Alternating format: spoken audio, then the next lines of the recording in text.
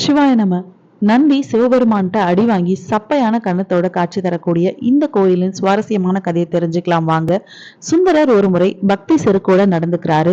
சிவபெருமான் அவருக்கு தக்க பாடம் புகட்டணும்னு மல்லன் மல்லி அப்படிங்கிற பெயரோடு சிவபெருமானும் அம்பிகையும் விவசாயியாக நாட்டு நடுறதுக்கு போயிடுறாங்க. போறதுக்கு முன்னாடி தான் செல்லும் இடத்தை யார்கிட்டயும் சொல்லக்கூடாதுன்னு நந்தி கிட்ட சொல்லிட்டு போறாங்க. ஆனா அங்க வந்த சுந்தரர் நந்தி கிட்ட அதை எப்படியோ தெரிஞ்சுக்கிட்டு சிவபெருமானையும் அம்பிகையும் தரிசனம் செஞ்சுட்டு நிம்மதியா கிளம்பிடுறாரு.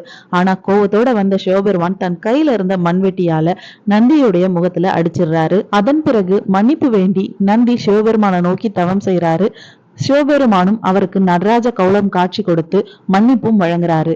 தான் செஞ்ச தவற எப்பொழுதும் பக்தர்கள் நினைவில் கொண்டு இனிமே இந்த தவறை யாரும் செய்யக்கூடாது அப்படிங்கிறதுக்காக நந்தியம் பெருமான் இந்த ஆலயத்துல நான் அடிவாங்கிய சப்பை கண்ணங்களோட காட்சி தரணும் அப்படின்னு சொல்லி சிவன் கிட்ட வேண்டிக்கிறாரு. அவரும் அருள் தராரு. அப்படிப்பட்ட ஆலயம் தான் கோயம்புத்தூர் மாவட்டம் பேரூர்.